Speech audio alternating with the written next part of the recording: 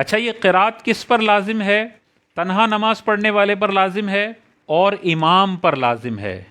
امام کے پیچھے جو مقتدی نماز پڑھ رہا ہے چاروں رکعتوں میں خاموش رہے گا اور پانچوں نمازوں میں خاموش رہے گا۔ امام کے پیچھے کسی کو بھی قرات کرنے کی اجازت نہیں ہے۔ حضور علیہ الصلوۃ والسلام کی حدیث پاک ہے کہ اس بندے کی نماز نہیں ہوتی جو سورہ فاتحہ نہ پڑھے۔ تو کہا جاتا ہے کہ دیکھو حنفی کیا کر رہے ہیں، حضور نے فرمایا سورہ فاتحہ کے بغیر نماز نہیں ہوتی، اور یہ اپنے مقتدیوں کو کہتے ہیں کہ تم کوئی قرات نہ کرو، تمہاری نمازیں ہو جائیں گی۔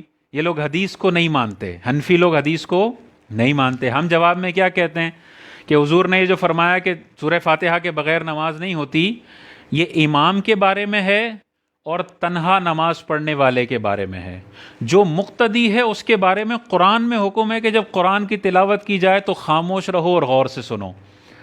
تو فجر، مغرب اور عشاء یہ تو قرآن نے منع کر دیا کہ جب امام بلند آواز سے قرات کر رہا ہے، مغرب میں بلند آواز سے ہو رہی ہوتی ہے، فجر میں بلند آواز سے ہو رہی ہوتی ہے، عشاء میں بلند آواز سے ہو رہی ہوتی ہے، اس وقت قرآن کا حکم ہے کہ غور سے تم نے سننا ہے اور خاموش رہنا ہے۔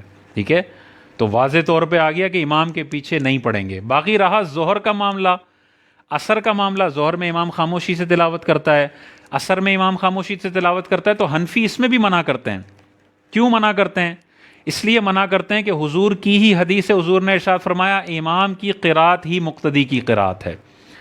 جو امام قرات کر رہا ہے وہی قرات مقتدی کے لیے کافی ہے۔ اور ایک اور حدیث ہے، مسلم شریف کی واضح حدیث ہے، حضور نے ارشاد فرمایا جب امام قرات کرے تو تم خاموش رہو۔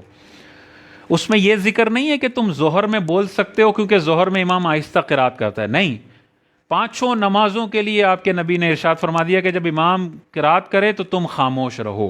اسی لیے امام اعظم ابو حنیفہ کا موقف سب سے زیادہ مضبوط ہے کہ پانچوں نمازوں میں ہم امام کے پیچھے قرات نہیں کر سکتے، کہ جب نبی نے فرما دیا امام کی قرات مقتدی کے لیے کافی ہے تو مقتدی کو مزید کوئی اضافی قرات کرنے کی ضرورت نہیں ہے۔